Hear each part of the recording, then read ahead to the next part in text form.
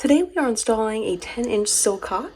This end is going to be on the outside of the house and then come inside the house to meet with this existing copper pipe. The first step is we're going to have to chisel away that existing caulk that's securing the copper pipe to the structure. And we're then going to make a very conservative cut and dry fit this piece. Again, don't overcut. Think about this copper pipe exiting your house. It's probably going through about 5 inches of stucco and wood before it reaches the outside. It's always a good idea to have a few spare copper couplers on hand, just in case you undercut. And here we have the result on the outside of the building. So this here is a great illustration of why you want to cut the least amount of pipe possible on the inside. As you can see, we're very close here. If your Sillcock comes with this red plastic piece, this is just to set it at an angle, and we won't be doing that today.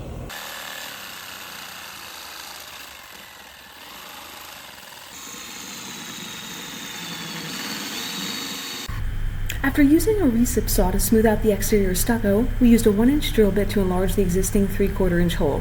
You might not need to do this depending on the diameter of your new Sillcock valve. We've enlarged the hole to 1 inch in the stucco, and we are now going to enlarge the hole through the wood. Remember that a typical drill bit for sheetrock or wood won't work on brick or stucco. Invest in a more durable diamond bit for these types of projects.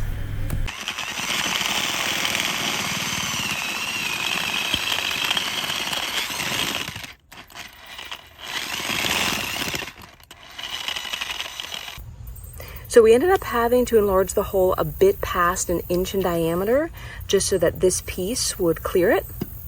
And we did that just by wiggling our 1-inch drill bit back and forth, and we had a successful fit. To affix this to stucco or other masonry, like brick, you can use these Tapcons right here. Also keep in mind it is essential that you clear out any stucco or masonry like brick first before using a wood drill bit. Otherwise you could ruin that wooden drill bit. I just wanted to take a moment and clarify the difference between a hose bib and Sillcock, since depending on where you live in the country, these terms might be used interchangeably.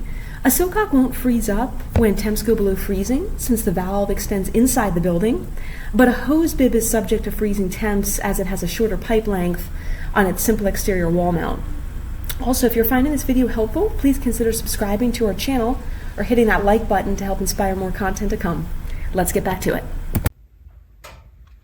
All right, so there is the hole we've drilled out through the stucco and wood. We are now going to take a couple measurements. So always measure twice, cut once. Here we've got our NPT National Pipe Thread to an adapter. And we are going to actually go ahead and put some thread sealant on this so that when we screw in the adapter, we can get a better, more precise measurement. Keep in mind that this end is going to go about 1/2 inch into the copper pipe, so we need to account for that when measuring. Key is to apply some thread sealant so that you can get a more accurate fitting and measurement.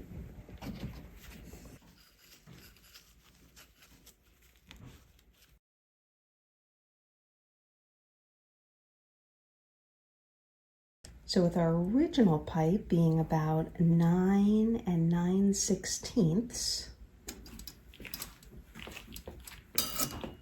and the new Sillcock being right at 12 inches to this part of the copper, we are now going to find the difference and leave ourselves about 1/16 of an inch of wiggle room.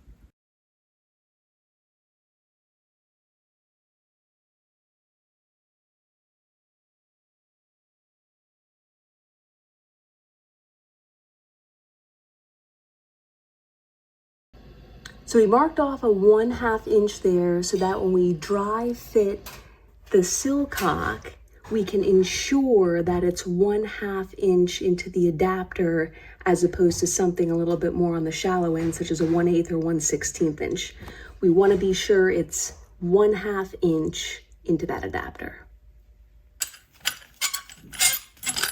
So we're taking this apart to expose the washer, and that's just so we don't solder and ruin that. This is also the washer that will likely need to be replaced in 5 or so years if you experience a leak.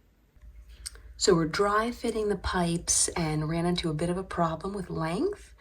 We're only getting it to seat about 1/4 inch and would love to see about 1/2 inch seat. So we are going to have to cut a bit of this pipe and install a coupler to lengthen it. If you need to lengthen your pipe and use a copper coupler, don't forget to clean it.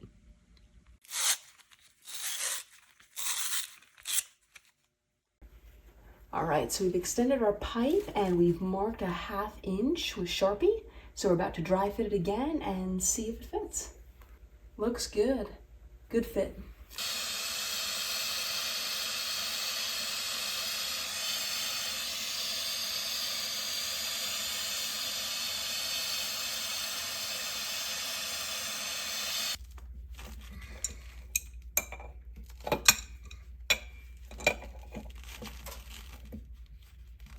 So this is the final product of our dry fitting. We do have a good 1/2 inch of pipe into that coupler. We've tightened this down very, very firmly, got some thread sealant on that. We've cleaned both ends of the copper, fluxed both ends of the copper in preparation to solder. We are now going to head outside just to make sure that the Sillcock valve is oriented in the proper position. One pro tip if you're soldering, do keep in mind it would be a good idea to remove the internal valve of the Sillcock. That's because there is a rubber washer there that we don't want subjected to heat. Here's just a reminder of what that internal piece looks like with those rubber washers. It's always a good idea to apply a thin bead of silicone on the outside to create that weatherproof seal.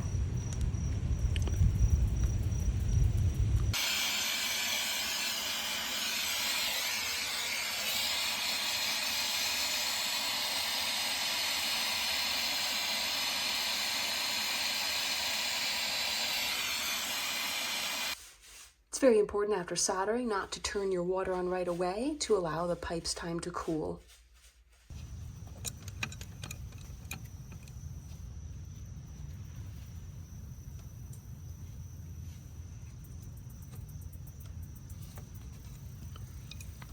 Final step is to screw in that valve. When you're using a wrench to reattach your valve, it's important not to over tighten this piece right here because you don't want to compromise that delicate washer on the inside. After you've let the pipes cool down for about 15 or 20 minutes and it's time to restore water, just don't forget to check the line and pipes both inside and outside a few hours later just in case there's a slow leak.